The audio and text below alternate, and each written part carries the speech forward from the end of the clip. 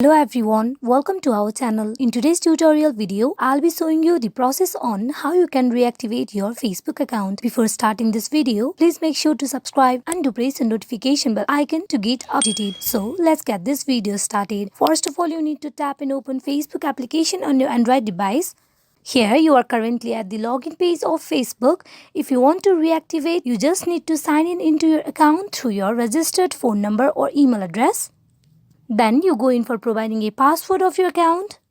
Here, after providing both the details, you need to simply tap and log in. With that, you will get logged in into your Facebook account. You can only reactivate your account through this process if the time period to reactivate your account before Facebook delete your account permanently, that is 30 days time period. If you exceed the 30 days time period of reactivating your Facebook account, you still will be able to reactivate your account as Facebook does not erase the old account information. You also may restart Facebook after a year as well. For that, you need to go through some process for the verification. These are some of the ways to how you can reactivate your Facebook account. Hope this video is fruitful for you all on how you can reactivate your Facebook account. Thank you.